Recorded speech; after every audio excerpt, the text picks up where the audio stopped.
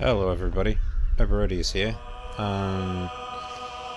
Instead of Fallout, this time we're going to be going into a game series that is very dear, close and personal to my heart, the Baldur's Gate game series.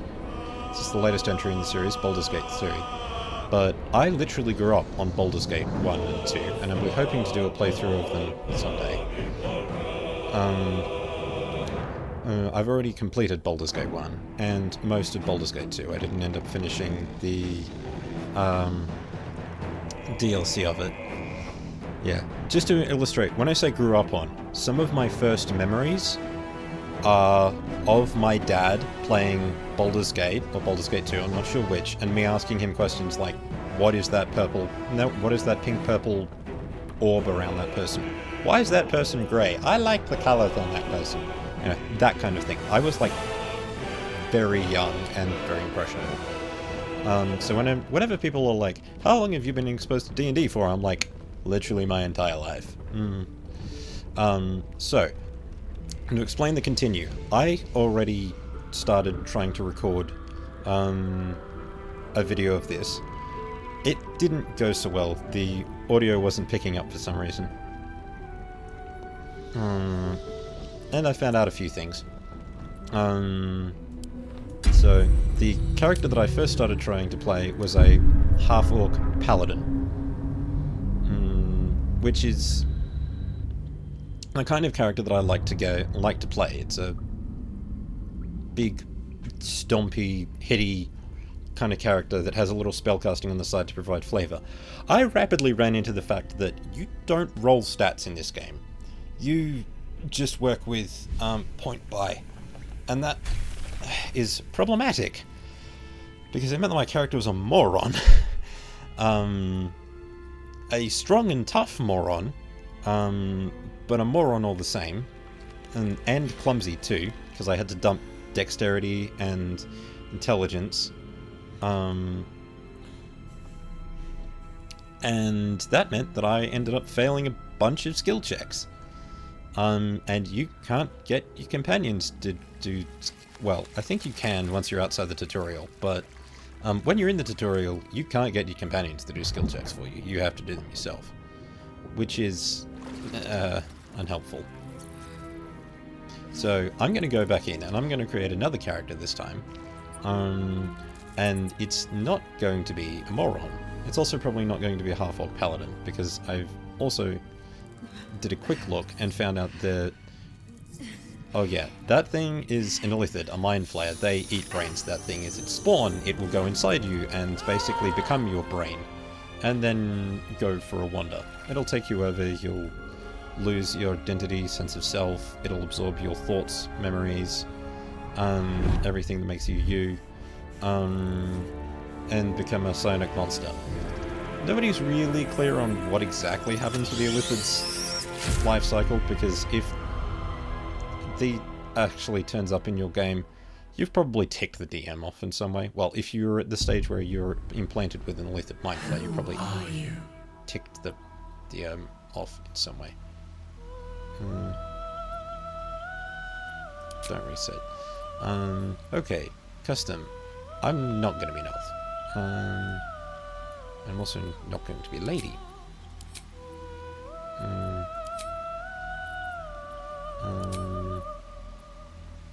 Drow, no. Human? Nah. Thank you. No. Dwarf, half-elf, halfling. Dragonborn. Okay, let's go back. Tiefling.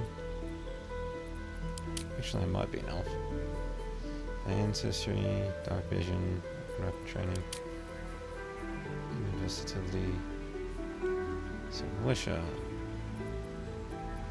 So something I found out is that half-orcs have some of the best racial traits. Oh yeah, you get... That is scary. Astral knowledge. Gain proficiency in all skills of a chosen ability. Gives you armor proficiency, source proficiency with a short, longsword, and greatsword. That'd be funny. Githioning Sonics. Mage hand. Well, I'm not going to be a barbarian. I'm also not going to be a Gith, I don't think. As much fun as that might be. Civil militia, you have armor efficiency with light armor and shields, which is good.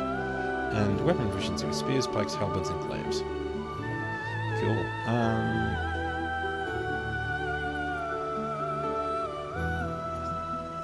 I think I'm going to be a hero. And yes, I'm going to be a sorcerer because I found out that there's a barbarian, bard, not a bard, a cleric, a druid, a fighter, a rogue, a warlock, and a wizard. Oh, I could be a ranger. In that case, I would want to be an elf. Don't look at me like that. I know the stereotypes. It's kind of natural, alright? No, monk. Monk would be sneaky. It's still me. Sorcerer. Yeah, let's go with sorcerer. It's not quite a wizard, but it's close.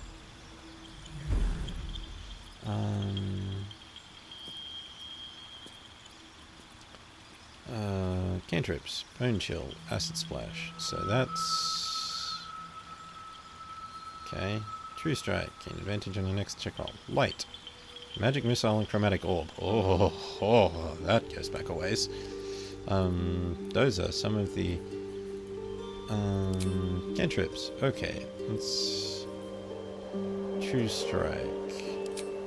Let's not do that because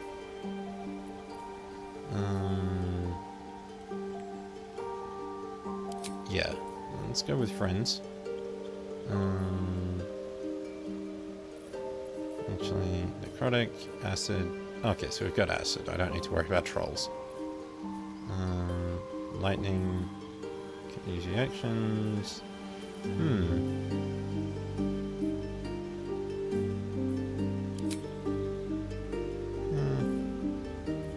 Could yeah.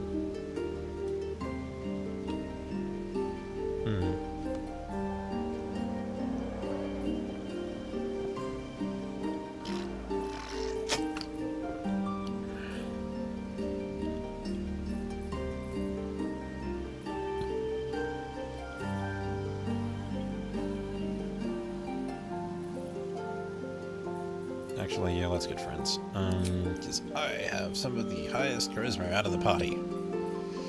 By a long shot. Spells. Chromatic Orb. 20...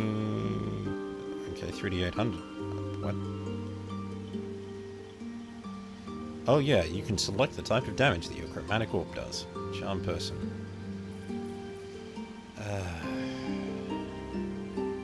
Just realized something. I'm not going to be able to take all the ones that I want to.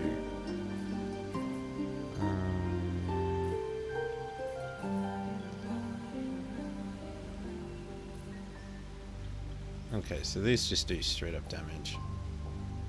There's a con save in there. Shield. Handy.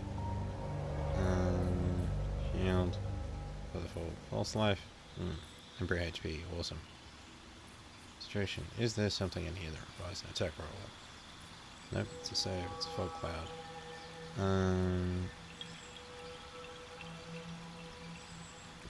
Dex save. Okay. Okay.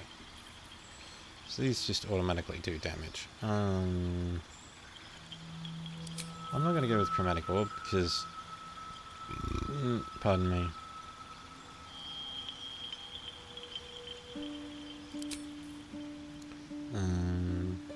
Yes, subclass. Wild magic. Let's see, what does Storm Sorcery do? No thanks. You gain 1 maximum... Oh. Where is my... Okay. Ooh. This could be fun. I kind of like the idea of wild magic.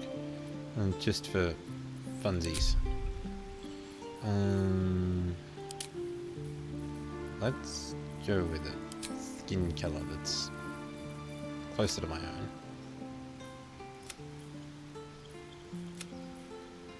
Yeah, that'll be me. Nope, that's a little too pale.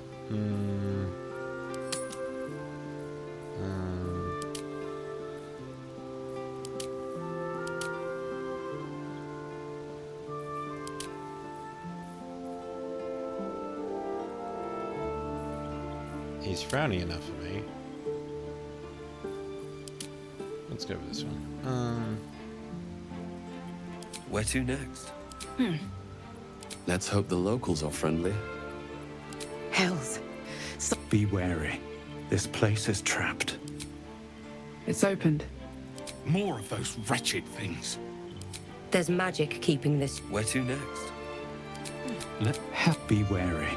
It's opened. More of those wretched things. There's magic keeping this chest sealed. Where to next? That sounds nice. And let's see. Let's try and replicate. A little bit too much. Yeah, that looks. Hold on. It's making it really intense.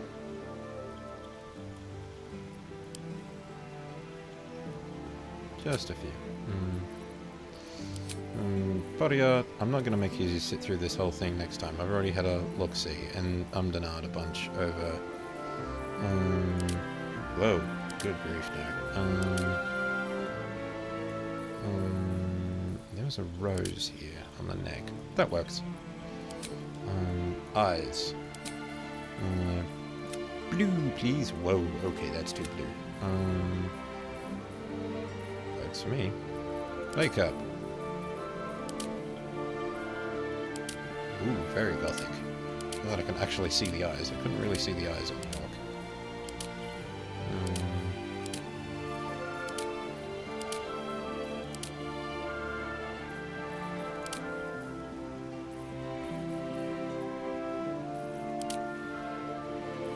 Yeah, let's not. And let's not mess around with lips either. Worked with the orc, but I think we're just trying to look as generic as. Oh my giddy aunt. Gleaming. See, this dude wants short hair. Not that. Not that. Not. Wow. Not that. So the hairstyles are really gender neutral. No. Maybe? No, mongoose tail was what I wanted on the lady, thanks. No. No. No. No. Oh, that looks better.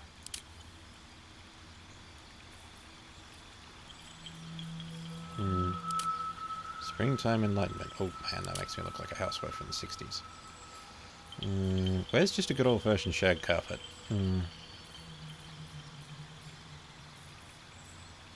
You drop. Academy dropout.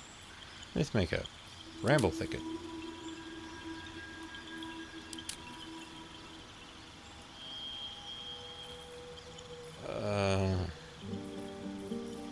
It's probably what I'm going to go with here. Right. I never realized just how ridiculous I look until I try and recreate myself in game, and the end result is just like, what the heck is going on here? Rambling obscenity.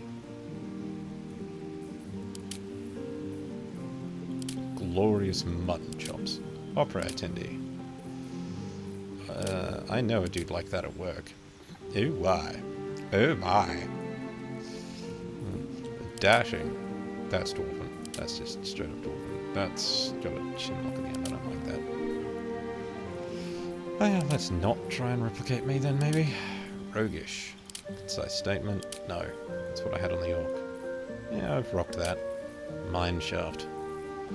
Ruined rascal. Ooh, I like that. That's kind of what I've got going on. So let's change my hair color a little bit. Confirm.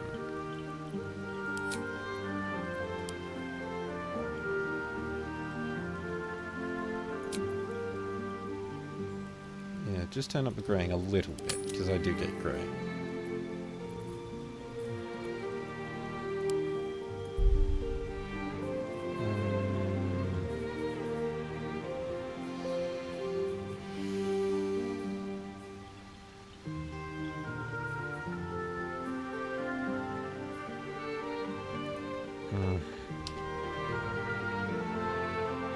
How do I have 8 HP?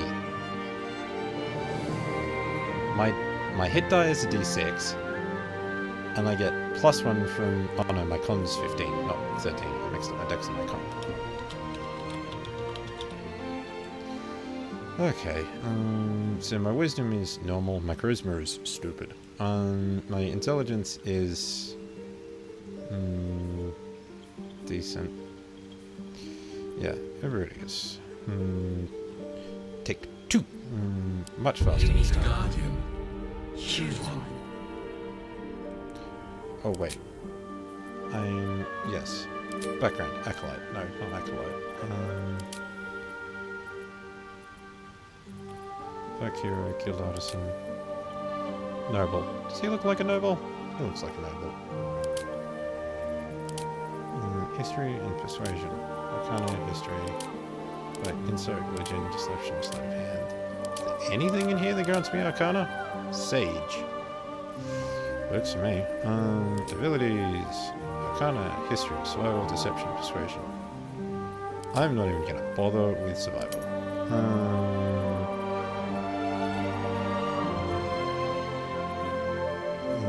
I am going to go with... Do I want to go with medicine? No, I'm going to go with...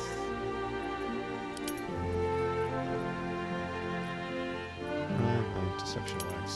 I'm talky, I'm not sneaky. But I occasionally spot things.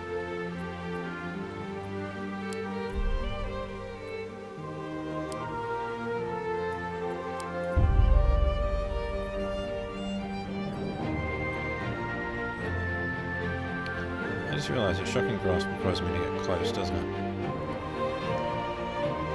Let's see if this works. Human. And it was this face. Neutral tone 5.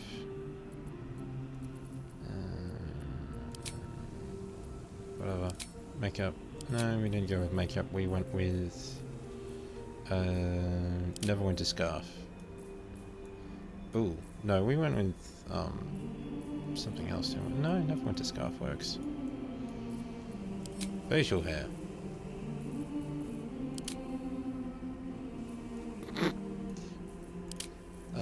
Where's neutral?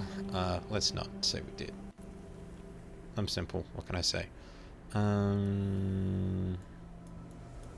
I don't even know who this character is. I haven't met them yet. I only just got out of the tutorial, went and checked my recordings, and went, there's no noise! Oh dear.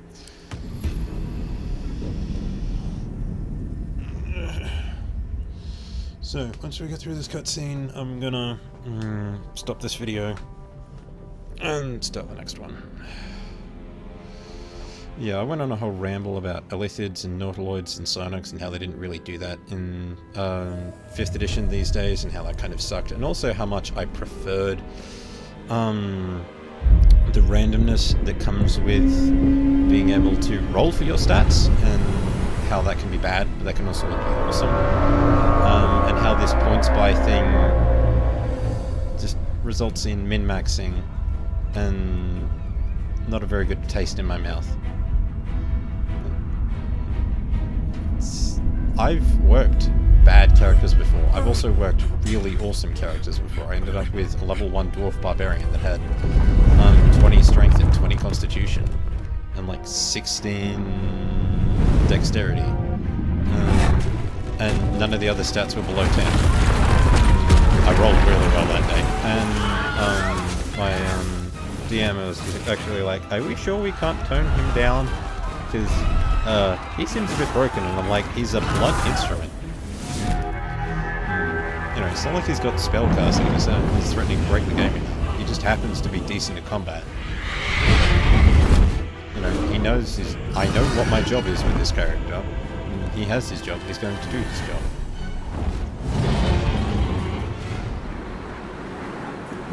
So these are the Githyanki or Githzera, I can't remember which. They're one of the Gith, because and I went on a I also went on a whole ramble about how the Illithids, because they were psychic, which is nothing D&D does anymore, they were psychic, and they made psychic slaves of the Gith, but exposure to psychic powers eventually results in species developing their own psychic powers. The Gith eventually use their own psychic powers to rebel against the Illithids, and have had a racial grudge against them ever since. And there's two types. There's peaceful ones that are mostly focused on countering the Gith where they can and trying to strive for inner enlightenment. And then there's these guys who signed up with a bunch of red dragons and turned into basically, pardon me, basically Vikings that live on the astral plane. So they... Not so much the trade aspect of Vikings, but the bit where they come in and burn down your village and take all the valuables and don't create much of their own. They've got a weird warrior culture that's sort of honourable, but also like very much survival of the fittest. If you can't survive this, then they're not going to try and help you, which is nasty.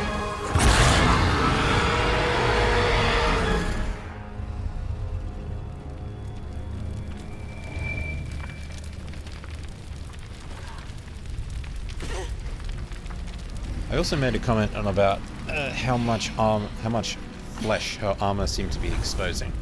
It's less prominent in the in-engine cutscenes rather than the pre-engine cutscenes, but you're getting a very good shot there of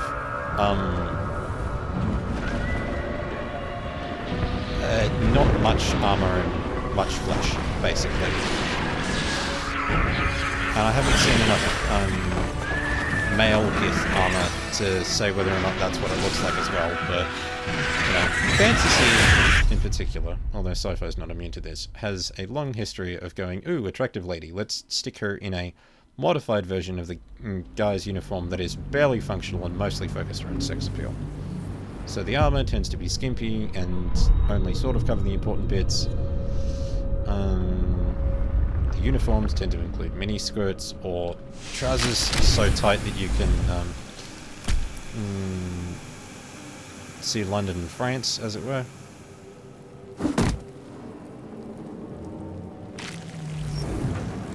And again, the barbarians were wearing not a lot, so it might just be that she's wearing some stupid Gith armor, but the rest My head. is better. So if I remember correctly, there's not a lot in here. Might still be stuck inside if we hadn't been attacked. There's a restoration thing. There's varying orbs around the place that you can shoot, but there's nothing in them. You just wind up damaging yourself, which is unpleasant. Oh yeah, there's a mind flayer over here that I can loot. It was a pearl. It was an onyx last time, so that's Dead. random. Good. This is the pool that thing came from. The parasite now writhing behind your eye.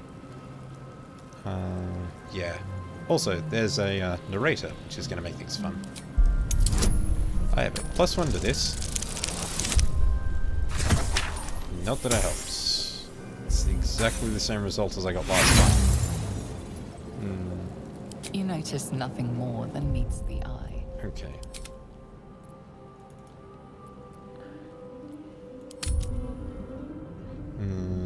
And this is something that I'm going to be doing a lot more of.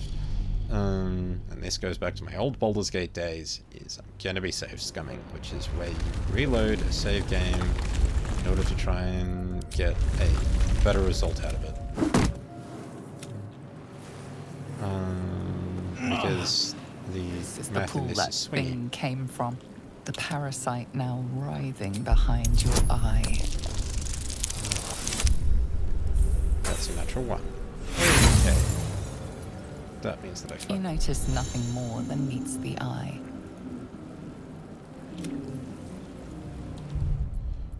Game. Let's do this again.